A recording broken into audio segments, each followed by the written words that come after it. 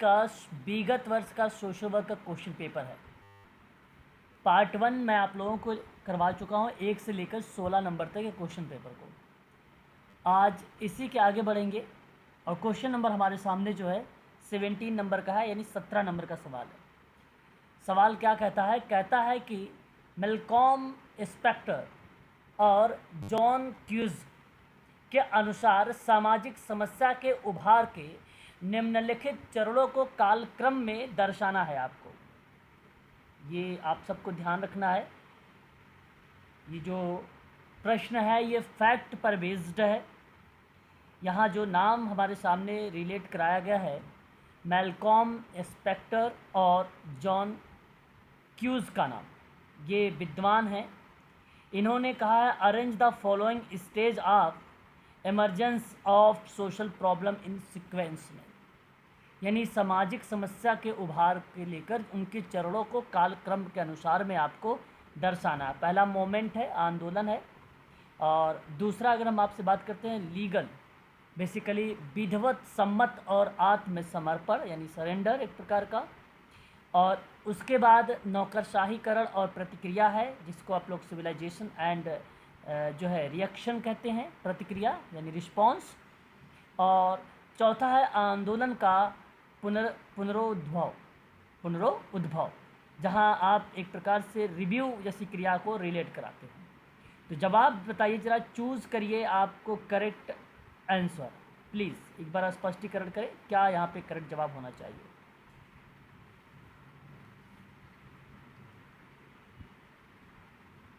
Please बताइएगा एक बार।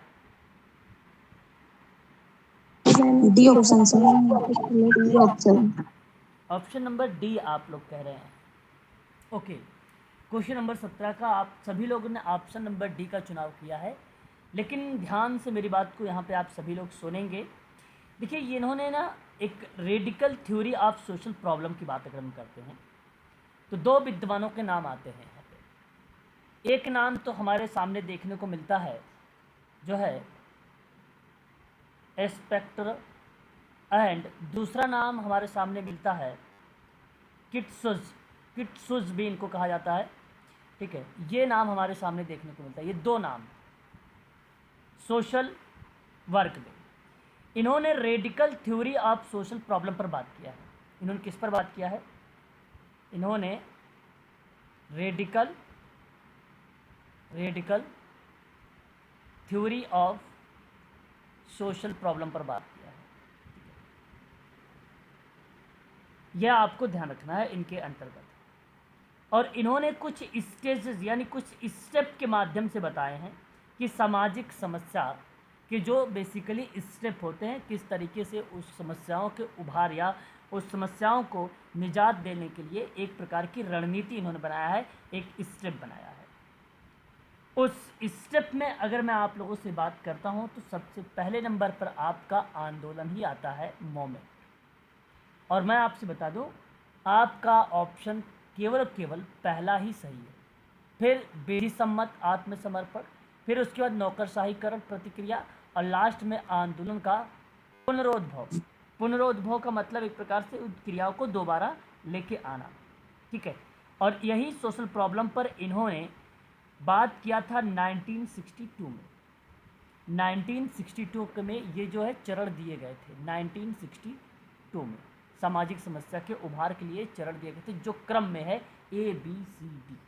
पहला ऑप्शन आपका यहाँ पे करेक्ट है, पहला ऑप्शन आपका सत्य है। यह फैक्ट है। ठीक है, सामाजिक समस्याओं को निजात दिलाने के संबंध में किन किन क्रियाओं को बेसिकली रिप्रेजेंट करना पड़ेगा, इसको लेकर इन्होंने जिक्र किया है। 1962 आपको याद रखना है वह वर्ष जहां इन्होंने बताया है रिएक्शन को लेकर, यानी सोशल प्रॉब्लम को लेकर बताया है। इन्होंने सोशल प्रॉब्लम को लेकर आइडेंटिफाई किया है। स्टेजेस में आपको ये मिल जाएंगी, और radical theory of social problem की किताब में इन्होंने जिक्र किया है। ठीक है, ये बात आपको ध्यान रखना है इसके संबंध में।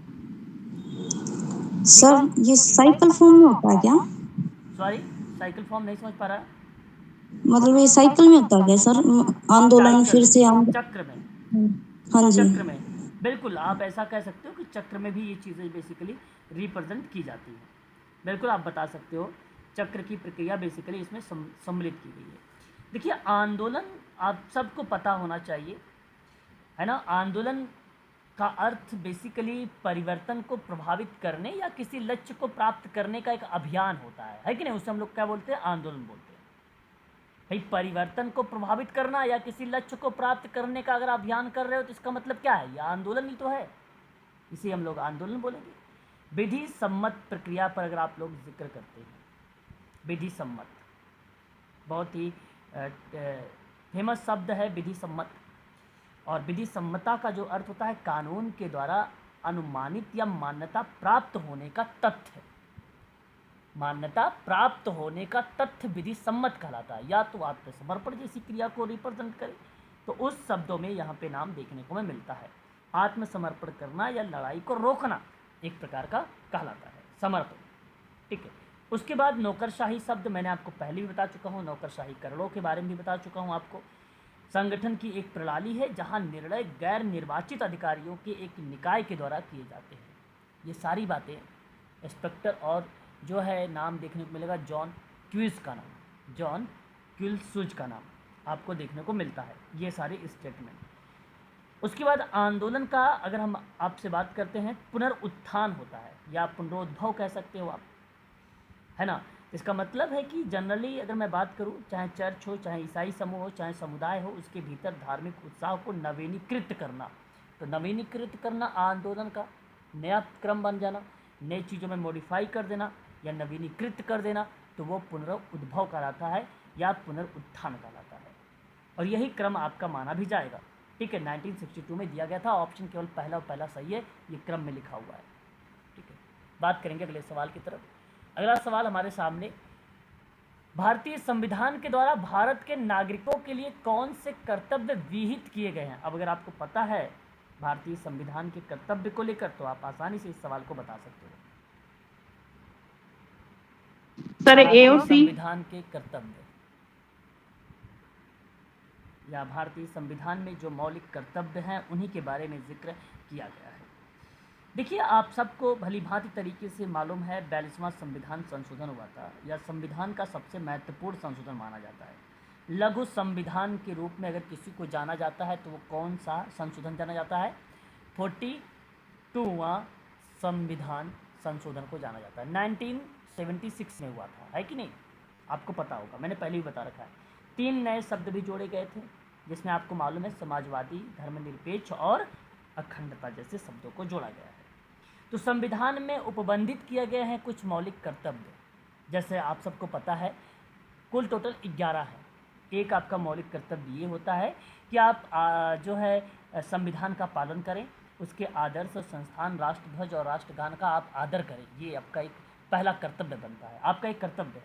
आपका ये भी कर्तव्य है कि स्वतंत्रता के लिए हमारे जो राष्ट्रीय संघर्ष को प्रेरित करने वाले महान आदर्श हैं उनका भी पालन करना चाहिए। ये आपका दूसरा। तीसरा, भारत की संप्रभुता, एकता, अखंडता को बनाए रखना चाहिए, आप जो है उसकी रक्षा करनी चाहिए, ये आपका तीसरा। चौथा, अगर हम बात करते हैं तो देश की रक्षा करना, आह्वान किए जाने पर राष्ट्र की सेवा करना, बुलाए जाने पर आपको राष्ट्र को सेवा भी करनी होगी। पांचवा, भारत के लोगों को समरसता और समान भ्रातृत्व की भावना का निर्माण करना, जो धर्म, भाषा और प्रदेश या वर्ग आधारित सभी प्रकार के भेदभाव से परे हो। छठा, आपके सामने प्रस्तुत होता है हमारी समग्र संस्कृति की समृद्ध विरासत को महत्व देना और संरक्षित करना।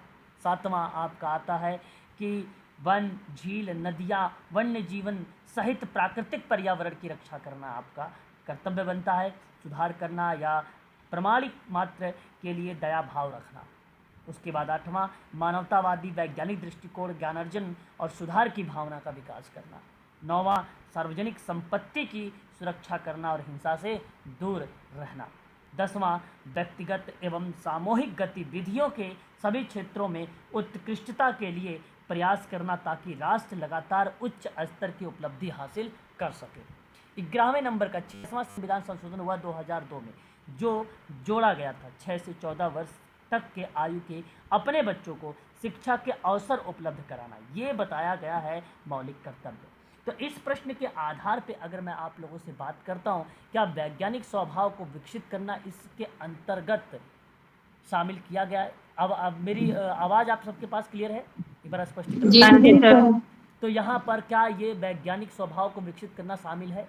बताइए। सर नहीं। शामिल है भाई। वैज्ञानिक अभी शामिल है अभी सर। अभी मैंने ए आपको बी और डी, क्या ऑप्शन बोला? नंबर 4। 8वें नंबर पर क्या आता है? वैज्ञानिक स्वभाव, वैज्ञानिक दृष्टिकोण पैदा करना। दृष्टिकोण, मानवता, ज्ञानार्जन और सुधार की भावना का विकास करना 8वें पॉइंट पे आता है। फिर कहता है हमारी संस्कृति समृद्धि विरासत संरक्षण करना। 6ठे पॉइंट को अगर आप देखेंगे तो हमारी समग्र संस्कृति की समृद्ध विरासत को महत्व देना, सुरक्षित करना 6ठे नंबर पे आता है। और फिर आय की समानता को न्यूनतम करना। देखो आय की समानता के बारे में कहीं जिक्र नहीं किया गया है, पैसे वगैरह। ये नहीं है सर, ये देश की रक्षा करना, देश की ये रक्षा करना या उसके हित में बात करना, है ना, इस तरीके की क्रिया को बेसिकली शामिल किया गया है ना, उसकी रक्षा करना। भारत की संप्रभुता, एकता, अखंडता को बनाए रखना और उसकी रक्षा करना, यानी आपका तीसरे नंबर पर आ जाता है। तो यहाँ पर आप सभी लोग देख सकते हो कि ए, बी और डी आपका ऑप्शन है, जिसका ऑप्शन नंबर आप 4th में देखेंगे तो ए और बी आपको मिलेगा इसमें, और यही आपका ऑप्शन जो है करेक्ट माना जाएगा। ठीक है, इस बात को आप सभी लोग ध्यान में रखेंगे। क्वेश्चन नंबर अगले सवाल पर तरफ हम बढ़ेंगे, और अगला सवाल यहाँ पर ये प्रस्तुत है। संपोषणीय विकास हेतु 2030 कार्य सूची का जो श्रेय है किसे जाता है? यूएनडीपी, यूएनओ और WHO और FAO। ये आपके सामने ऑप्शन है। यूएनडीपी। यूएनडीपी। ओके। सतत विकास लक्ष्य हेतु 2030 कार्य सूची का श्रेय यूएनडीपी को जाता है। और अगर आपने यहाँ पर बात यूएनडीपी की तरफ है आपकी, तो आपने सत्य बताया है कि देश को विकास संबंधी सफलताएं हासिल करने के लिए आवश्यक ज्ञान, संसाधनों और नेटवर्क से जोड़ता है यूएनडीपी। गहन अस्थायी ज्ञान, व्यापक वैश्विक नेटवर्क के साथ हम ग्रह की रक्षा करते हैं और मानवाधिकार की वकालत करते हैं, गरीबी को समाप्त करना, असमानता को कम करना इत्यादि जैसी भागीदारी के साथ काम करते हैं। तो ये सभी भूमिकाएं बेसिकली यूएनडीपी के अंतर्गत आ जाती हैं। यूएनडीपी का नाम आप सभी लोगों ने सुना होगा, यूनाइटेड नेशंस डेवलपमेंट प्रोग्राम के नाम से हम लोग इसको जानते हैं, जिन्हें वैश्विक लक्ष्य के रूप में भी जाना जाता है। संयुक्त राष्ट्र के द्वारा 2015 में बेसिकली अगर मैं आपसे बात करता हूँ तो गरीबी को समाप्त करना, ग्रह की रक्षा करना या सुनिश्चित करने के लिए क्रिया के सार्वभौमिक आह्वान के रूप में अपनाया गया था कि 2030 तक सभी लोग शांति और समृद्धि का आनंद लें। तो 17 सतत विकास के लक्ष्य को एकीकृत किए गए और वे मानते हैं कि एक क्षेत्र में की गई क्रिया अन्य क्षेत्रों के परिणामों को प्रभावित करती है और विकास में सामाजिक, आर्थिक, पर्यावरणीय स्थिरता के बीच में संतुलन का होना अत्यंत आवश्यक बन जाता है। इस शब्दों में ध्यान रखिएगा, पहला आपके सामने जो लक्ष्य बनता है वो निर्धनता नहीं होनी चाहिए। इस शब्द को नो पॉवर्टी को रिलेट कराया गया, भूख को शून्य बताया गया, यानी शून्य को भूख कहा गया। थर्ड आपके अगर सामने रिप्रेजेंट किया गया है, अच्छा स्वास्थ्य और खुशहाली के बारे में बात किया गया है, अच्छा स्वास्थ्य और खुशहाली की बात की गई है।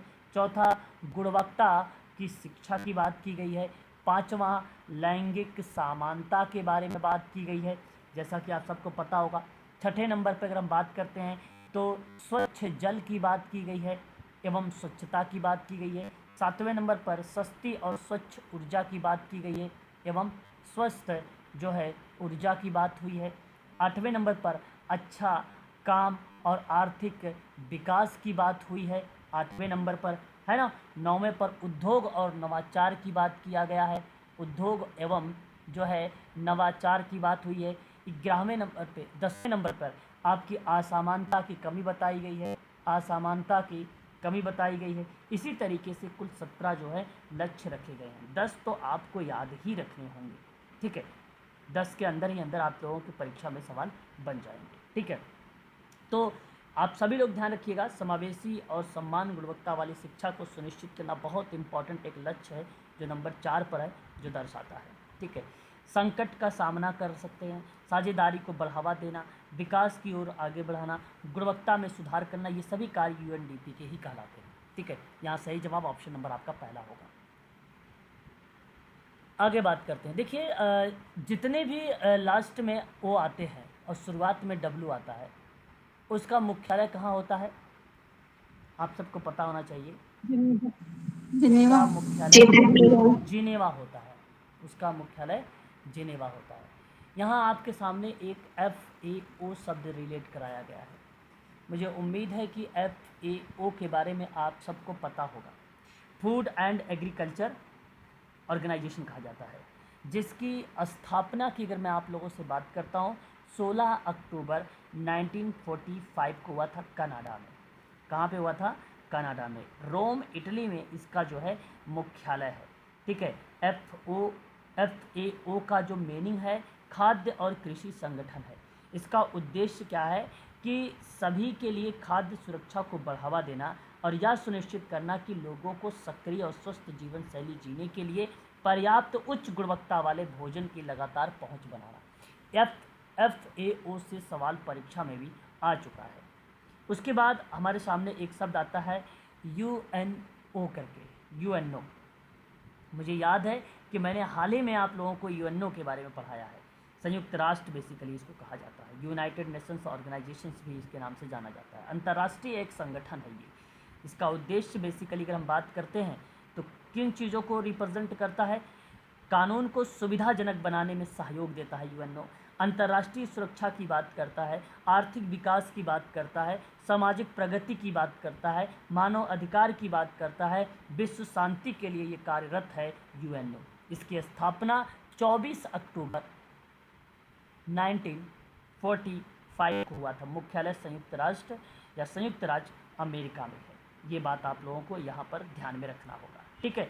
संयुक्त राष्ट्र के कुल टोटल इसके कुल टोटल 6 प्रमुख अंग माने जाते हैं। 6 प्रमुख अंग हैं: महासभा, सुरक्षा परिषद, आर्थिक और सामाजिक परिषद, ट्रस्टीशिप परिषद, अंतर्राष्ट्रीय न्यायालय और सचिवालय। मैंने आपको इसके बारे में भी पढ़ाया है, जल्द ही मैंने आप लोगों को इसके बारे में समझाया था, क्लास लिया था। उसके बाद आपके सामने एक शब्द और आता है WHO। इसे हम लोग बोलते हैं वर्ल्ड हेल्थ ऑर्गेनाइजेशन कहते हैं WHO का। विश्व स्वास्थ्य संगठन विश्व के देशों के स्वास्थ्य संबंधी समस्याओं पर आपसी सहयोग और मानव को स्वास्थ्य संबंधी समझ को विकसित कराने की एक प्रकार की ये संस्था है। 7 अप्रैल 1948 को WHO वर्ल्ड हेल्थ ऑर्गेनाइजेशन की स्थापना की गई थी। इंटरनेशनल या इंटर गवर्नमेंटल ऑर्गेनाइजेशन है ये, जिसका हेडक्वार्टर जिनेवा स्विट्जरलैंड में है।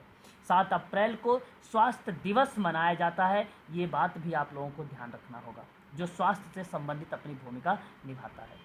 वहीं जब हम लोग बात करते हैं UNDP के बारे में, UNDP एक अहम भूमिका निभाता है। संयुक्त राष्ट्र विकास कार्यक्रम है, मैंने आपको भी बताया है, और इसी के अंतर्गत सतत विकास के लक्ष्य की श्रेणी जो है रखी गई है, जहां आप वैश्विक विकास के कार्यक्रम में गरीबी को कम करना, आधारभूत ढांचे डेवलप करना, विकास और प्रजातांत्रिक को प्रोत्साहन करना, इस तरीके काम करता है। 22 नवंबर 1965 को इसकी जो है स्थापना हुई थी, 1965 को।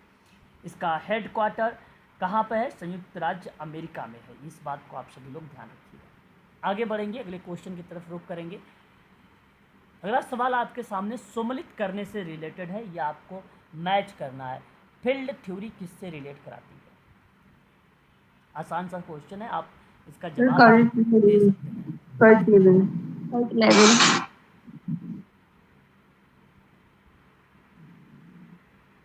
ओके, यहाँ आप सभी लोगों ने क्वेश्चन नंबर 20 का जो जवाब मुझे बता रहे हैं, पहले का फील्ड थ्योरी, और फील्ड थ्योरी जो रिलेट होती है वो कर्ट लेविन का नाम आता है।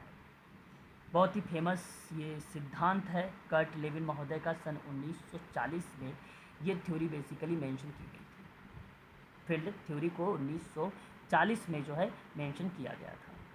ठीक है, फील्ड थ्योरी।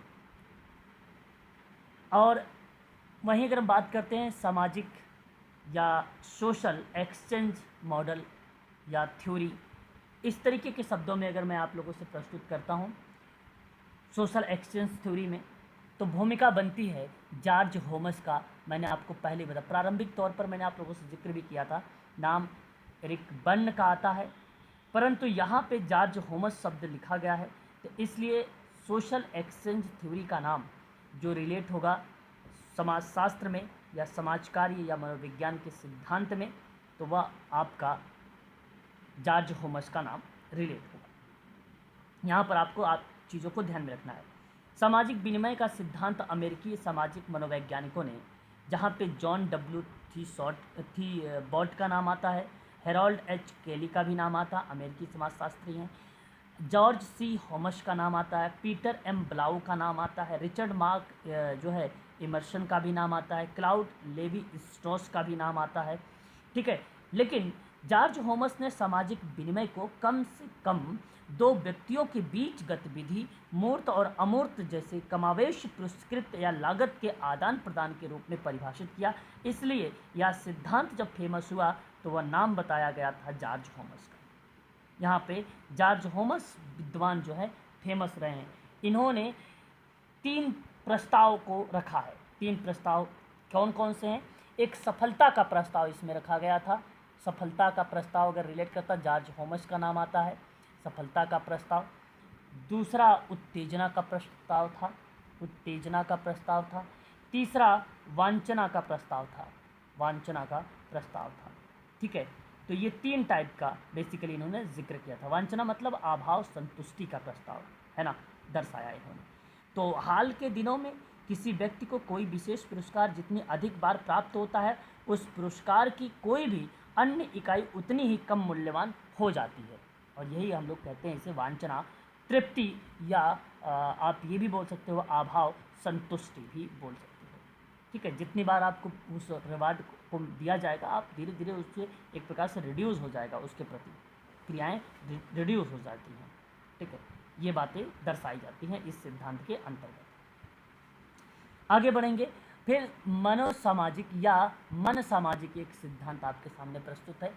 आप सभी को पता है, मैंने आपको पहले ही बता रखा है, कुल 8 अवस्थाओं के बारे में एरिक एरिक्सन महोदय ने बताया है, और ये पॉइंट इन्हीं से मैच करता है। कॉन्फ्लिक्ट एक थ्योरी बचती है, संघर्ष का एक सिद्धांत बचता है जो रिलेट करता है लेवी स्कोजर का नाम।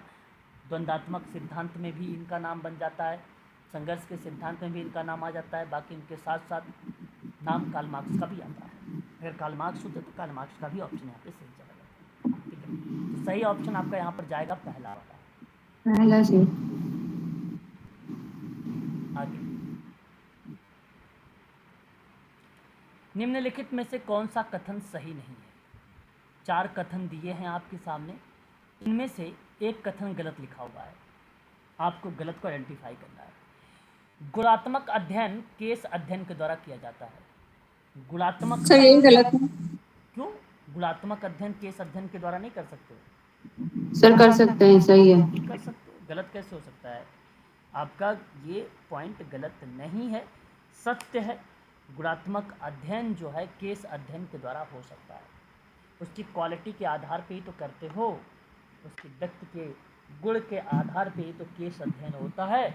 इसलिए पहला पॉइंट आपका सत्य होगा, इसमें कोई दो राय नहीं। दूसरा पॉइंट कहता है कि परिमाणात्मक यानी मात्रात्मक अध्ययन सर्वेक्षण विधि के द्वारा किया जाता है, जहाँ पे डेटा आंकड़े वगैरह आते हैं। संख्यात्मक होता है तो सर्वेक्षण के द्वारा आता है, ये भी सत्य है। प्रश्नावली विधि में साक्षात्कार कराया जाता है, ये पॉइंट बहुत इम्पोर्टेंट है। ये प्रश्नावली विधि जो होती है, प्रश्नावली विधि में साक्षात्कार किया जाता है, ये आपके सामने जो है क्वेश्चन दिया गया है। देखिए इस प्रश्न को बड़ा ध्यान से समझने वाली चीज़ है। प्रश्नावली का साक्षात्कार प्रविधि का विकल्प कहा जा सकता है। गुड्डे हार्ट का एक परिभाषा आई थी, सामान्य रूप से प्रश्नावली से अर्थ प्रश्नों के उत्तरों को प्राप्त करने के लिए साधन से है, जिससे पात्रक का प्रयोग किया जाता है, जिसे सूचनादाता स्वयं भरता है। तो उस कंडीशन में अनुसूची शब्द आती है। और प्रश्नावली में साक्षात्कार कराया जाता है, ये स्टेटमेंट आपका गलत है, ठीक है। सब्स्टिट्यूट हो गया ना, मतलब प्रश्नावली जैसे साक्षात्कार करते हैं वैसे प्रश्नावली और साक्षात्कार दोनों किसी समूह से जानकारी एकत्र करने के तरीके हैं। जी जी। है ना। फिर से सुनो, प्रश्नावली और साक्षात्कार दोनों जो है ना किसी समूह से जानकारी एकत्र करने के तरीके हैं, और उसमें एक अनूठी या अद्वितीय विशेषता है। वे विभिन्न उद्देश्यों की पूर्ति करती हैं और विभिन्न स्थितियों में उपयोग भी किए जाते हैं, तो ये भूमिका बनाती हैं। परंतु आप कहो कि प्रश्नावली विधि में साक्षात्कार कराया जाता है, तो ये गलत है। साक्षात्कार जो है में प्रश्नावली विधि अगर आप करते तो वो सही था। यहाँ आपने उल्टे शब्दों को रिप्रेजेंट कर दिया है कि प्रश्नावली विधि में साक्षात्कार कराना, ये आपका गलत होगा। यादृच्छिक प्रतिचयन मतलब आप समझ रहे होंगे रैंडम सैंपलिंग के लिए। इसके माध्यम से समष्टि, समष्टि का मतलब पॉपुलेशन हो गया, यानी 100 मान लीजिए, कि प्रत्येक इकाई के प्रतिदर्श में, यानी 10 लोगों को मान लीजिए, प्रतिचयन का एक समान संभावना होती है। तो ये क्रिया क्या कहलाती है? बेस्टी या इकाई कहलाती है। यानी ये स्टेटमेंट भी आपका सही है। केवल और केवल आपका यहाँ पर जो जाएगा, क्वेश्चन नंबर आपके सामने 21 है, इसका सही ऑप्शन जो है सी है, यानी थर्ड।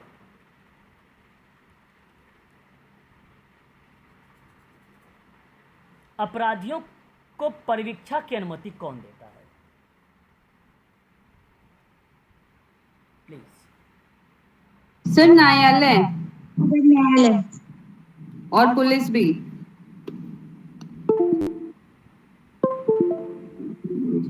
अभियोजन क्या होता है सर? अभियोजन, देखिए अभियोजन एक प्रकार से प्रोसेप्शन से आप जैसे शब्दों को रिलेट कराता है ना। आप प्रोक्यूशंस भी आप कह सकते हैं। अभियोजन, प्रोक्यूशंस यानी अदालत में किसी के विरुद्ध अपराध के लिए अभियोजन की प्रक्रिया। अदालत में किसी के विरुद्ध अपराध के लिए अभियोजन की प्रक्रिया। अभियोजन का मतलब व्यक्ति समूह जो अदालत में किसी प्रकार पर अभियोजन चलाए जा रहा है, उस चीज़ों को दर्शाता है ना। तो कहने का जो आशय है यहाँ पर इस क्वेश्चन नंबर 22 में, तो आप देखिए परिवीक्षा जिससे मिलता है वो तो न्यायालय ही देता है, मंडल पैरोल देता है, अधिकारी वगैरह का नाम पैरोल पे आता है कि नहीं। जो परिवीक्षा है वो न्यायालय से मिलता है। देखो अभियोजन आपका गलत है, कारागार आपका गलत है, पुलिस आपका सही होगा पैरोल पे। लेकिन जी यहाँ सर। अगर मैं आपसे बात करता तो केवल और केवल ऑप्शन जो बनेगा वो आपका बनेगा ऑप्शन नंबर बी, यानी सेकंड में लिखा हुआ है बी, है ना। केवल केवल बी है बस।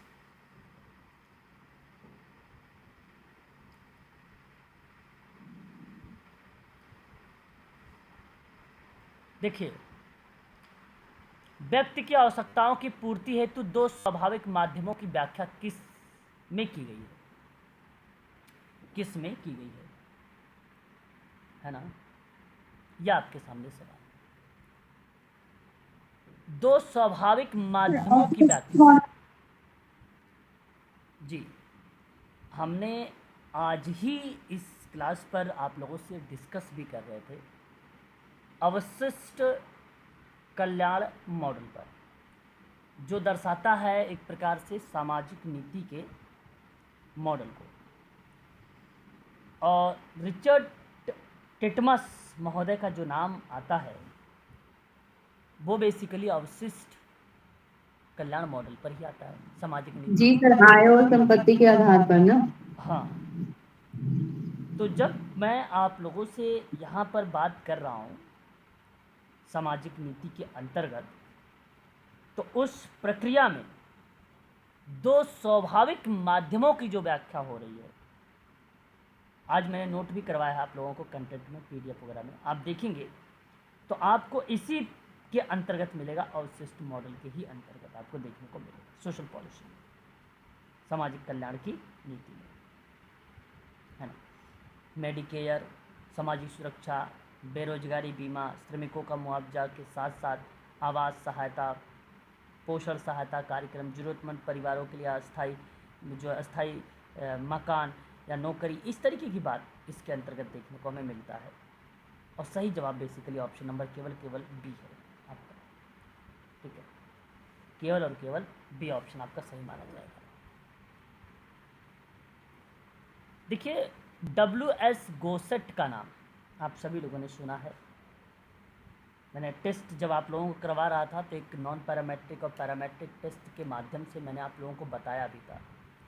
तो कहाँ ये जो है रिलेट कराते हैं WF गोसेट महोदय? T test.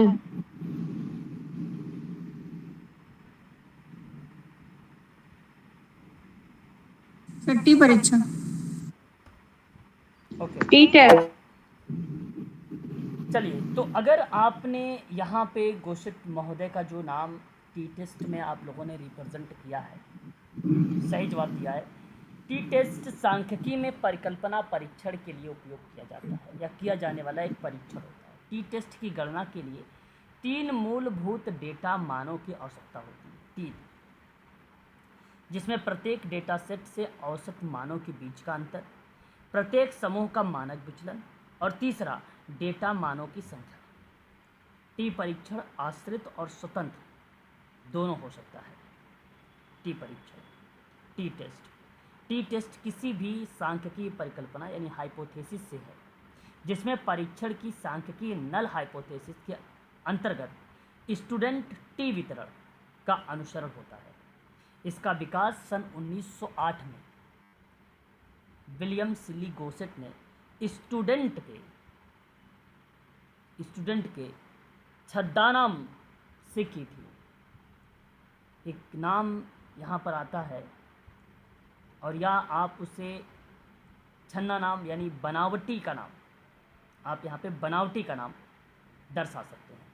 अपने वास्तविक नाम से भिन्न नाम का उपयोग करना जो कहलाता है एक प्रकार से, वो रिलेट कराता है टी टेस्ट में। विशेष रूप से या विशेषकर आपके द्वारा किसी या लिखी गई किसी चीज़ पर कंडीशन दर्शाती है स्टूडेंट परीक्षण, है ना। तो यहाँ सही जवाब पहला ऑप्शन है। एक आप लोग देख रहे हैं जेड टेस्ट सांख्यिकी परीक्षण जिसका उपयोग यह निर्धारित करने के लिए किया जाता है कि जो आबादी एक दूसरे से सांख्यिकीय रूप से भिन्न हो, उस क्रिया में हम लोग जेड टेस्ट का नाम लेते हैं। यहाँ आपको एक बात ध्यान रखनी होगी, जेड टेस्ट के अंतर्गत और टी टेस्ट के अंतर्गत अंतरों में, है ना, काफ़ी इम्पोर्टेंट बन जाता है परीक्षा के दृष्टिकोण से। जब इसके संबंध में क्वेश्चन बनाए जाते हैं अंतर को लेकर, है ना, इनके परीक्षा में जब सवाल बनाए जाते हैं तो वो भी अंतर पर बेस्ड होता है, तब उस कंडीशन पर संख्या शब्द रिलेट होती है। जानते हैं आप लोग संख्या शब्द? प्लीज़ बताइए अगर संख्या शब्द आपको पता है तो।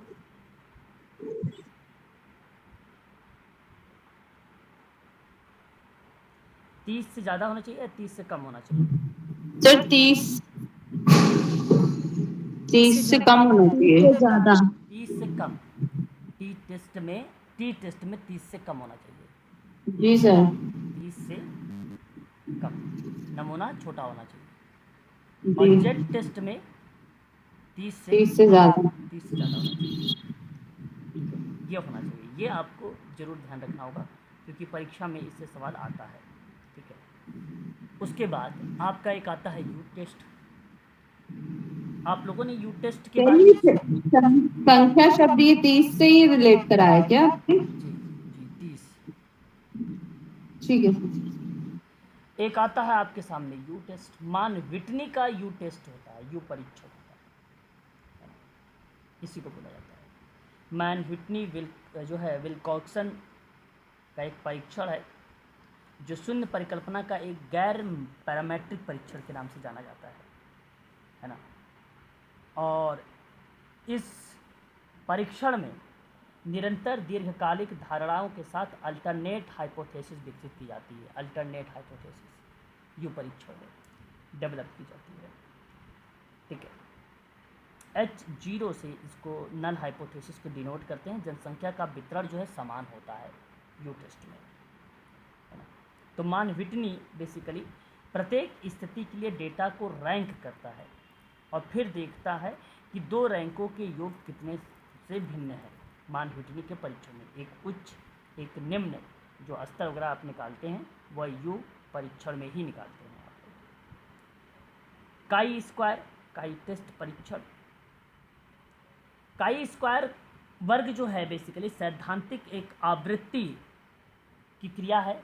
अवलोकन करने का अंतरों का परीक्षण है। यहाँ आवृत्ति और अवलोकन दो ऐसे शब्द हैं जो काई स्क्वायर को रिलेट कराते हैं। काई स्क्वायर परिकल्पना परीक्षण के लिए किया जाता है ये भी। और ध्यान रखने वाली बात यह है कि कार्ल पियर्सन महोदय का नाम 19वीं दशक में आया था। यह निर्धारित करना है कि क्या देखे गए डेटा या अपेक्षित डेटा के बीच का अंतर संयोग के कारण, यदि यह उन चरों के बीच किसी संबंध का कारण है जिसका या जिनका आप अध्ययन कर रहे हैं, तो उस कंडीशन में काई स्क्वायर परीक्षण आता है। परंतु इस सवाल का जवाब ऑप्शन नंबर पहला सही है।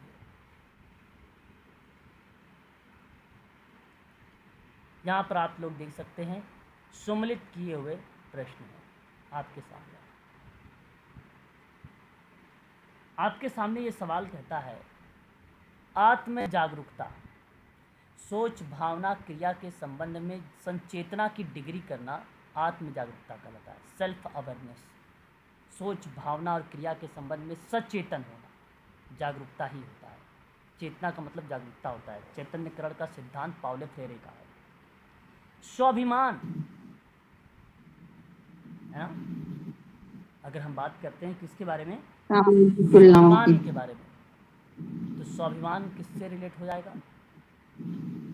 सामाजिक तुलना के प्रतिबिंब पर आधारित स्व का मूल्यांकन स्वाभिमान को रिलेट कराएगा। आत्मसम्मान आपको दर्शाता है स्वयं की धारणाओं के संबंध में आंतरिक रूप से संगत की भावना है। स्वयं की धारणाओं के संबंध में आत्मसम्मान। आत्मविश्वास नैतिक और आधारभूत मानक द्वारा श्रेणीबद्ध व्यवहारों और क्रियाओं के मूल्यों हेतु स्वधारणा आत्मविश्वास। सही जवाब बेसिकली ऑप्शन 4 को देखिए। ऑप्शन नंबर 4 आप फर्स्ट में थर्ड का थर्ड दिया हुआ है और फोर्थ का फोर्थ। अच्छा, तो फिर कौन सा ऑप्शन होगा? सर और कोई ऑप्शन नहीं आ रहा। ऑप्शन ही कोई नहीं है इसमें। सर ये वाला कोई ऑप्शन नहीं आ रहा जो आपने करा है। ठीक है। नैतिक और आधारभूत मानकों की श्रेणीबद्ध जो है व्यवहारों और क्रियाओं का मूल्यांकन करना स्वधारणा हो जाएगी। फिर यही बन जाएगा स्वयं की धारणाओं के संबंध में आंतरिक रूप से संगत भावनाएं हो जाएगी तो आत्मविश्वास हो जाएगा। सामने सामने मैच कर लीजिए तो ऑप्शन नंबर 4 आपका मैच हो जाएगा। यही वाला ऑप्शन सही होगा। ठीक है। सेल्फ कॉन्फिडेंस का मतलब ही आत्मविश्वास का अर्थ होता है आप खुद को स्वीकार करते हैं और उस पर भरोसा करते हैं और अपने जीवन में नियंत्रण की जो भावना रखते हैं तो उसे आत्मविश्वास कहा जाता है। तो स्वयं की धारणा पर ये रिलेट हो जाता है। और एक शब्द जैसे आत्मसम्मान सेल्फ इस्टीम होता है। आपने नाम सुना होगा सेल्फ इस्टीम का अब्राहम मैस्लो का। जी सर। आत्मसम्मान वह है जिसके द्वारा हम स्वयं को महत्व देते हैं और समझते हैं। तो नैतिक और आधारभूत मानकों को श्रेणीबद्ध व्यवहारों की क्रियाओं में मूल्यांकन स्वधारणा मतलब आपने स्वयं को महत्व दिया और समझा, वो आत्मसम्मान। सही जवाब ऑप्शन नंबर 4 आपका हो जाएगा। फिर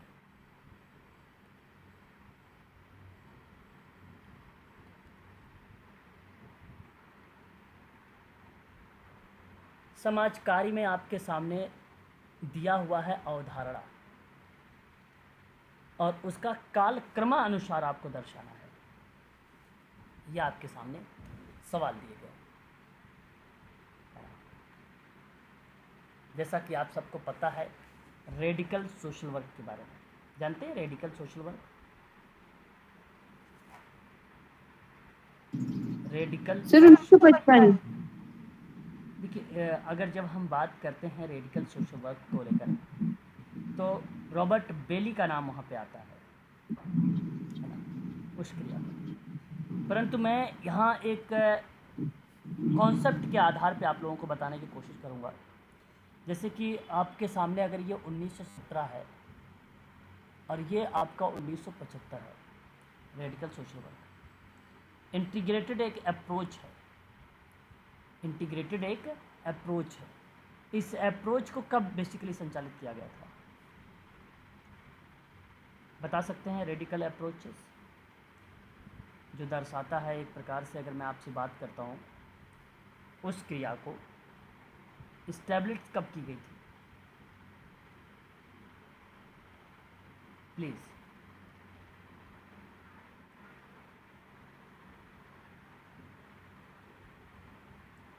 आप लोग यहाँ पे बताइए, रेडिकल सोशल वर्क में सही याद नहीं आ रहा। चीज़ों को दर्शाया गया था। चलिए, रेडिकल जो अप्रोच है एक प्रकार से एकीकृत करने की प्रक्रिया है। तो यहाँ दर्शाया जाएगा द लॉजिक ऑफ जो है इंटरडिसिप्लिनरी स्टडी करके, और इंटीग्रेटेड अप्रोचेस के अंतर्गत अगर हम लोग जब जिक्र करते हैं तो 1997 का नाम आ जाता है उपागम का। और पारिस्थितिकी उपागम ब्रोफेन ब्रेनर का नाम आप सभी लोगों ने सुना होगा, मुझे जहाँ तक उम्मीद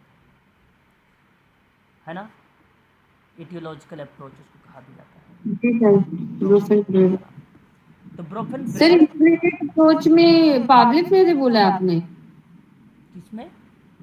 इंटीग्रेटेड अप्रोच में नहीं, इंटीग्रेटेड अप्रोच में पाउले फ्रेरे का नाम नहीं, मैंने इंटीग्रेटेड अप्रोच का एक कॉन्सेप्ट बता रहा हूँ कि जो बेसिकली डेवलप किया गया है, एकीकृत किया गया है उस क्रिया में।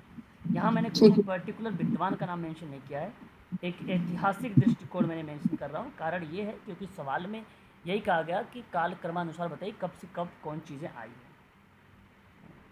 तो आप लोगों को मैंने पहले भी इसके बारे में बता रखा है, एटियोलॉजिकल अप्रोच के बारे में।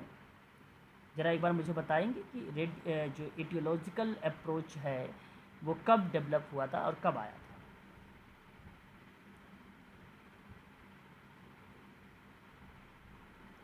पता होना चाहिए आपको। मैंने आप लोगों को पहले भी इसके बारे में बता चुका हूँ, एक थ्योरी के रूप में आप सभी लोगों ने 1979 में याद किया था, इकोलॉजिकल सिस्टम थ्योरी करके, EST करके 1979। हाँ, अभी क्लास लेगा 1979। जरा इसके आधार पे अगर आप कालक्रम के अनुसार दर्शाते हैं तो आपका सबसे पहले क्या आ जाएगा? 1917, फिर उसके बाद 1978, फिर उसके बाद डी, और लास्ट में आपका सी। कहीं किसी ऑप्शन में है BADC? पहला ऑप्शन है ना, पहला ऑप्शन दिखा रहा है जी। पहला ऑप्शन। परंतु इस सवाल में इसे जैसे किसी विद्वान के नाम से दर्शाना चाहिए था तो ऑप्शन आपका करेक्ट जाता, परंतु ये क्वेश्चन ड्रॉप किया हुआ है, ये क्वेश्चन ड्रॉप किया हुआ है। विद्वान के नाम के साथ में आता तो, क्योंकि देखो यहाँ पे एकीकृत उपागम एक विद्वान का नाम नहीं आता है, ठीक है। सामाजिक निदान में पार्लियामेंट का भी नाम आ जाता है, पार्लियामेंट का भी नाम आ जाता है, ठीक है। परिस्थितिकी मॉडल में एक विद्वान का नाम नहीं, 1955 में एक उल्डो करके विद्वान आते हैं, उल्डो करके 1955 में, ठीक है। परंतु मैंने यहाँ पे ना दिमाग में डायग्नोसिस शब्द रखा है, डायग्नोसिस को ध्यान में रखते हुए कि क्रिया को किस तरीके से सबसे पहले डेवलप की गई है निदान के माध्यम से, तो उस ऑप्शन से ये ऑप्शन बनता ये वाला, और ये प्रश्न बेसिकली ड्रॉप किया हुआ है, ठीक है। प्रश्न एकीकृत उपागम की तत्पन क्या है? एकीकृत में कई एकीकृत उपागम आते हैं। उपागम में, एकीकृत उपागम में सिगमंड फ्रायड का भी नाम हमें देखने को मिलता है, सिगमंड फ्रायड का नाम हमें देखने को मिलता है। यहाँ तक कि स्किनर भी एकीकृत वाली क्रिया में बात करते हैं, ठीक है। कई विद्वानों के नाम हमें देखने को मिलते हैं एक इंटीग्रेटेड अप्रोच के अंतर्गत, है ना। लर्निंग से संबंधित जितने भी विद्वान आते हैं इंटीग्रेटेड अप्रोच को टच करते हैं, उन सभी विद्वान, है ना।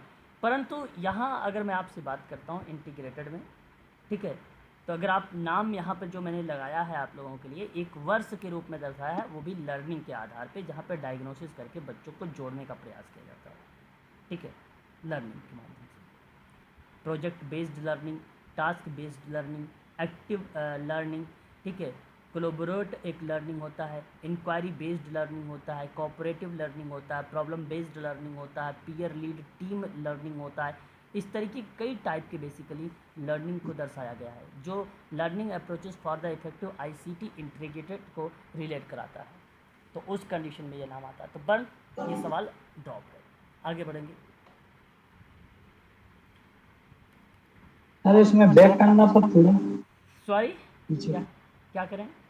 सर एक ही कर तो उपागम की सन क्या है सर, वो थोड़ा क्लियर नहीं दिख रही। उपागम के सन आपको क्लियर नहीं दिख रहा था, आप यहाँ पर मेंशन कर लीजिए 1997। 1997। परंतु ठीक है। जब ये वर्ष लिख रहे हैं तो ऊपर निदान का लिखिएगा, निदान के क्रम में, ठीक है, तब जाके ये वर्ष लिखिएगा निदान के क्रम में। अगले सवाल की तरफ रुख करेंगे और ये रहा क्वेश्चन। आपसे कहता है कि गैर सरकारी संगठन कौन बना सकता है? व्यक्तियों का निकाय अगर होगा तो बना देंगे, अपने कर्ता के माध्यम से हिंदू अविभाजित परिवार है तो वो भी बना सकता है, एक संस्था भी बना सकती है, तो बना तो सकते हैं तीनों। भाई एनजीओ कौन बना सकता है, बता सकते हो आप लोग? ये तीनों बना जी सकते सर, हैं। कोई भी बना सकता है, तीनों बना सकते हैं। तीनों बना सकता है ना? तो यहाँ आपका जो जवाब जाएगा वो तीनों ऑप्शन सही होंगे। ऑप्शन नंबर पहला आपका करेक्ट होगा, पहला ऑप्शन आपका सही है। समाज कार्य विधि जैसे कि एकीकृत समाज कार्य प्रणाली, समाज कार्य विधि जैसे कि एकीकृत समाज कार्य प्रणाली, अवधारणीकरण के महजूद या मौजूदा सीमा की प्रतिक्रिया में कौन सा मॉडल विकसित किया गया था? यह आपके सामने प्रस्तुत है क्वेश्चन। समाज कार्य मॉडल है, विधि है। Which model was introduction in response for, आपके सामने रिप्रेजेंट किया गया और कहा गया कॉन्सेप्ट के आधार पे कि integrated social work method. Question number 20, सही जवाब पिंकस एंड मिन्हा, पिंकस और मिन्हा, ठीक है। एकीकृत समाज कार्य प्रणाली का नाम अगर आता है तो पिंकस और मिन्हाम का नाम आता है। समाज कार्य में सक्रिय भागीदारी की अवधारणा भी अगर नाम आता है तो पिंकस और मिन्हाम का नाम आता है। सही ऑप्शन आपका पहला जाएगा। क्लियर है?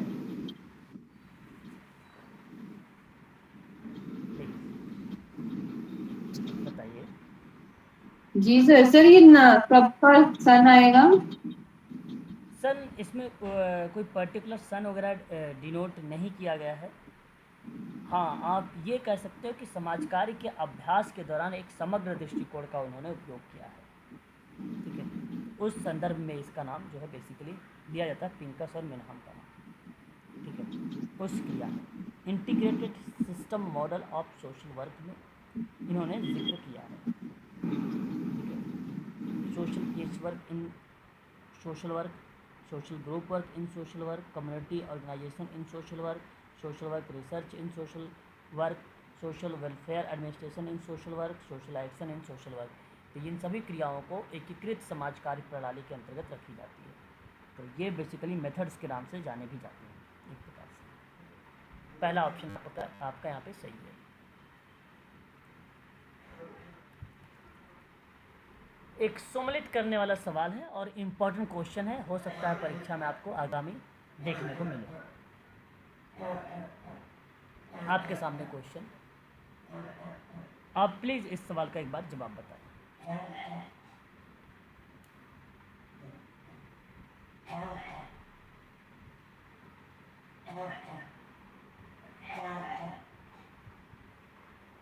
क्या होना चाहिए इस सवाल का जवाब? सामर्थ्य निर्धन, द एबल बॉडी पुअर। यहाँ आपको क्या कहना उचित रहेगा कि कार्य गृह और सुधार गृह में रखे जाते हैं ये लोग? जी सर। अक्षम सर ये सारे सही हैं बेसिकली। इनकम्प्लीटेड बेसिकली पर्सन, या अगर हम बात करते हैं विरधन या निर्धन कहा जाए, इसको पुअर कहा जाता है। और इस क्रिया में अगर आप बात कर रहे हैं तो रिलेट होगा भिक्षा गृह में रखे जाते हैं। निर्भर बच्चे यानी डिपेंडेंट चिल्ड्रन है ये। और इसकी क्रिया में अगर हम बात करते हैं, उनका ध्यान रखने के लिए तैयार व्यक्ति होते हैं। निर्धन बच्चे जिनके माता पिता अथवा अन्य नातेदारी के घर अथवा निर्धन गृह में रखे जाते हैं। तो सही ऑप्शन सब सामने सामने मैच हुआ है और ऑप्शन नंबर पहला 29 का करेक्ट जवाब होगा। ऑप्शन आपका पहला सही है। ठीक है, अगला सवाल, निम्नलिखित प्रणालियों का जो है अचित्त क्रम में दर्शाइए या व्यवस्थित करिए। आपको एक क्रम के माध्यम से प्रस्तुत किया गया यहाँ पे सवाल है। ठीक है, अब ये आपको क्रम में दर्शाना है इस सवाल में। परिवर्तन या ट्रांसफॉर्मेशंस रिजेंट सिस्टम है ये। अभिकर्मक को बोला जाता है रिजेंट अभिकर्मक। तो इस सवाल के आधार पे अगर हम बात करते हैं तो क्या ऑप्शन आपका करेक्ट होना चाहिए? इसकी मीनिंग को अगर हम लोग बात करते हैं इस क्रिया में, परिवर्तन अभिकर्मक प्रणाली एक प्रकार से सबसे जो पहला कंडीशन दर्शाया जाता है। ठीक है, उन शब्दों में मैं आप लोगों से बात कर रहा हूँ। तो आपका पहले नंबर पर ये शब्द मेंशन होता है परिवर्तनशील वाली क्रिया को। देन सेवार्थी प्रणाली, क्लाइंट की जो सिस्टम या क्रियाएं हैं उसको डिनोट करता है। आपने अध्ययन वाली प्रक्रिया ट्रांसफॉर्मेशंस वाले में रखा, परिवर्तन अभिकर्मक में रखा, सेवार्थी को रखा, फिर आपने लक्ष्य या टारगेट प्रणाली को रखा, फिर आपने काम करने पर बल दिया है यानी एक्शन पर। तो एक ये अरेंज द फॉलोइंग सिस्टम है जो क्रोनोलॉजिकल ऑर्डर में दर्शाना है। क्रोनोलॉजिकल ऑर्डर में दर्शाना है मतलब घटित होने के क्रम में दर्शाना है, घटना है कालक्रम के अनुसार।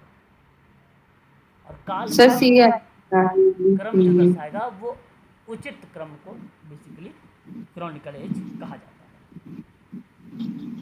और सही जवाब ऑप्शन ABCD है। तो ABCD आपका ऑप्शन नंबर सेकंड में है।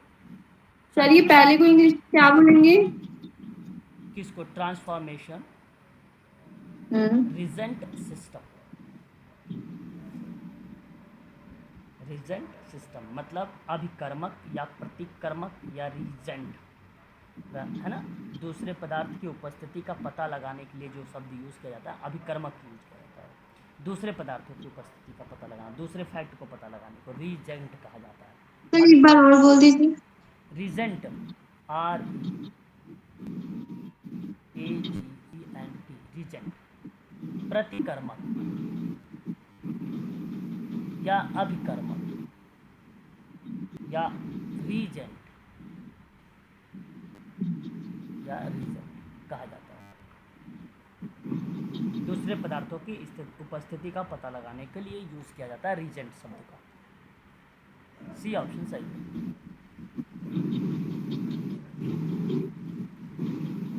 कार्यस्थल पर महिलाओं का लैंगिक उत्पीड़न निवारण प्रतिशोध अधिनियम 2013 के अधिनियम से पूर्व से प्रकरण विधि निम्नलिखित में से कौन सी है? आपके सामने क्वेश्चन नंबर 1 विशाखा एवं हमने बनाया। हाँ, अगर आपने यहाँ से रिलेट कराया है आप सभी लोगों ने कि इस शब्द में अगर आप कार्यस्थल के आधार पर बातचीत कर रहे हैं तो ऑप्शन आपका सही जा रहा है। यहाँ पर पहला ऑप्शन विशाखा एवं अन्य वर्सेस या बनाम राजस्थान है ना। महिलाओं के कार्यस्थल पर लैंगिक उत्पीड़न निवारण प्रतिषेध प्रतितोष एक अधिनियम है जो 2013 का है। है ना। चर्चा के दौरान व्यापक रूप से सिफारिश उभर कर सामने आई थी। समिति या स्थायी परिवाद या समिति का गठन, मॉनिटरिंग वगैरह को लेकर, आंतरिक परिवाद को लेकर, जागरूकता कार्यक्रम को लेकर, आंतरिक परिवाद समितियां, संगठन के साथ सहयोग, वार्षिक रिपोर्ट, ऐसे शब्द जो बेसिकली यहाँ पर प्रस्तुत किए गए थे इसके अंतर्गत। लेकिन अगर मैं आपसे यहाँ जब जिक्र कर रहा हूँ विशाखा एवं राजस्थान को लेकर, तो सन 1997 का भारतीय सर्वोच्च न्यायालय का मामला था, जहां नैना कपूर और उसके संगठन साक्षी के नेतृत्व में विभिन्न महिलाएं समूहों ने कामकाजी महिलाओं के मौलिक अधिकारों को लागू करने के लिए राजस्थान राज्य और भारत की केंद्र सरकार के खिलाफ जनहित याचिका यानी PIL दायर की गई थी 13 अगस्त 1997 को। और सही जवाब बेसिकली ऑप्शन नंबर पहला है यहाँ पर इस सवाल का जवाब। क्वेश्चन नंबर नेक्स्ट, समाज सेवा किसे कहा जाता है? समाज सेवा, समाज सेवा असहाय की सहायता करना क्या कहलाता है? समाज सेवा कहलाती है। समाज कार्य क्या कहलाता है? समाज कार्य क्या कहलाता है? समाज ऑप्शन जी, समाज कार्य स्वयं की सहायता करने के सिद्धांत के आधार पर समस्या समाधान की सहायता करना। समाज सुरक्षा क्या कहलाता है? आकस्मिक स्थितियों से बचाने की बात करता है। सामाजिक सुधार क्या करता है? पारंपरिक संस्थाओं का उन्मूलन और जीवन के नव प्रतिरूपों को देखने की बात करता है। उस हिसाब से देखा जाए तो ऑप्शन नंबर आपका सेकंड वाला करेक्ट जा रहा है, बी ऑप्शन सही है। अगला सवाल, अवसाद के लक्षण बताने हैं आपको। डिप्रेशन के लक्षण आपके सामने प्रस्तुत है, आप इसको आइडेंटिफाई कर सकते हो। डिप्रेशन के लक्षण क्या क्या हो सकते हैं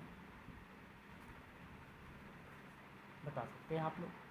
मैंने डिप्रेशन वगैरह को लेकर बातचीत भी कर चुका हूँ, जहाँ एक सामाजिक निवर्तन शब्द को हम लोग रिलेट करें, डिटरेंस शब्द को हम लोग निवर्तन कहते हैं, ये शब्द शामिल है। निम्न आत्मसम्मान हो जाता है अवसाद में, थकान, भूख में कोई परिवर्तन नहीं है। सर बहुत सारे हैं जी सर, 3 है। निवर्तन को क्या बोलते हैं सर? Deterrence Change. कहते हैं, या डिटरेंस शब्द को हम लोग शामिल करते हैं निवर्तन शब्द को। हटाना, वापस लेना, पीछे हटना, लौटना, समाज के दृष्टिकोण से हटना, है ना, निवर्तन शब्द को प्रस्तुत किया जाता है। ठीक है जी सर। हाँ, तो रिट्रैक्ट जो है रिट्रैक्शंस भी कहा जाता है ना, निवर्तन शब्द को, है ना। और इसका सही जवाब क्या होना चाहिए? ABC, केवल आपका सेकंड। आज का एक लास्ट क्वेश्चन ले लीजिए। ये देखो क्वेश्चंस आपके सामने इंग्लिश में दिया हुआ, ध्यान दीजिएगा। आप सभी लोगों को कभी कभी एकाध प्रश्न जो है आपको हिंदी वाले में इंग्लिश में ही दे देगा, ठीक है। और इस सवाल का अगर मैं आपसे बात करता हूँ तो इसका मीनिंग है, कहता है कि सामाजिक वर्ग के संबंध में एक शब्द आता है, उस शब्द को कहते हैं प्रोलिएट रिएट बोलते हैं, रिएट बोलते हैं, प्रोलिट रिएट कहते हैं हम इसको। और एक शब्द यहाँ पे जो रिलेट होता है बुर्जवाइज कहा जाता है इसको, ठीक है, बुर्जवाइज कहा जाता है इसको। सर ये तो कार्ल मार्क्स का है ना? आपको बताना है कि सामाजिक वर्ग के संबंध में प्रोलिएट रिएट और बुर्जवाइज शब्द किसने गढ़ा है? आपके कार्ल साथ मार्क्स। मैक्स वेबर है, NMC। Sir Karl Marx. बिल्कुल सही जवाब जो जा रहा है आपका यहाँ पे कार्ल मार्क्स का नाम जा रहा है। और हाँ, कार्ल मार्क्स ही यहाँ पर स्टेटमेंट आपका करेक्ट। सर प्रोलेटेरिएट का क्या मतलब होता है? देखिए, इसकी जो कहने का तात्पर्य या जो आशय होता है यहाँ पर बेसिकली अगर हम बात करते हैं तो आपने एक नाम सुना होगा सर्वहारा वर्ग। जी सर, बुजुर्ग यस सर। हारा वर्ग, सर्वहारा वर्ग को हम लोग प्रोलिएट रिएट कहते हैं। और जो बुर्ज वाइज शब्द मेंशन किया गया है उसे पूंजीपति वर्ग के अंतर्गत रखा गया है। पूंजीपति वर्ग के अंतर्गत रखा गया है। तो सर्वहारा और पूंजीपति वर्ग ऐसे शब्द हैं जो किसी विशेष सामाजिक आर्थिक वर्ग के लोगों को संदर्भित करता है, खासतौर मार्क्सवादी सिद्धांत में, है ना, मार्क्सवादी सिद्धांत में। तो वहीं पे सर्वहारा वर्ग का तानाशाही क्रांति का पहला चरण माना जाता है। और ये शब्दों को रिलेट कराने वाला विद्वान अगर कोई है तो वो कार्ल मार्क्स है। ठीक है, तो ऑप्शन नंबर आपका डी यहाँ पर करेक्ट हो जाएगा। तो आज के लिए बस इतना ही रखिए, और कल हम लोग शुरुआत करेंगे संसाधन जुटाने से क्वेश्चन नंबर 35। ठीक है।